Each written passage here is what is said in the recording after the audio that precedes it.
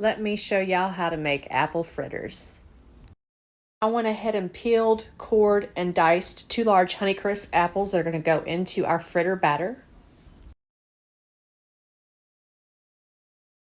In a large mixing bowl, I'm going to add our dry ingredients, which consist of 1½ cups all-purpose flour, 1/4 cup sugar, 2 teaspoons baking powder, 1/2 teaspoon salt, 1½ teaspoon cinnamon. I'm going to whisk those together, create a small well in the bottom, and then I'm going to add our wet ingredients, which consist of 1/3 cup of milk, 2 eggs, 3 tablespoons of applesauce. I'm then going to whisk all of those ingredients thoroughly together. And to that, I'm going to fold in our diced apple mixture.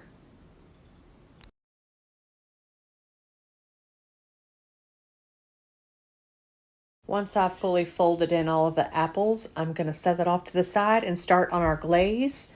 Glaze is pretty simple and straightforward. It's going to be 1½ cups of confectioner's sugar, 1/4 cup milk, 1 teaspoon unsalted butter melted, 1/2 teaspoon vanilla extract, and 1/8 teaspoon of salt.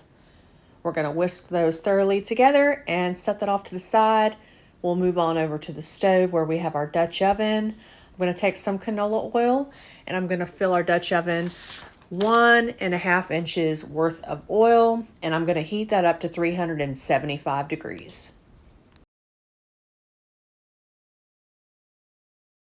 Now that the oil has reached its 375 degree threshold, I'm going to take 1/4 cup of our batter and put it into the oil. Make sure it's evenly spaced. You don't want your fritters sticking together. You're going to cook them 2 minutes on each side, and then you're going to put them on a lined tray so they can drain the grease off properly. And once your fritters have cooked 2 minutes on each side and you've set them off to the side, they've cooled off, you're going to take them and dip them into your glaze mixture and then allow them to set up a little longer. Allowing them to set up will allow them to also firm more and make your fritter more presentable and enjoyable. And just like that, you have yourself your own homemade apple fritter. Y'all enjoy.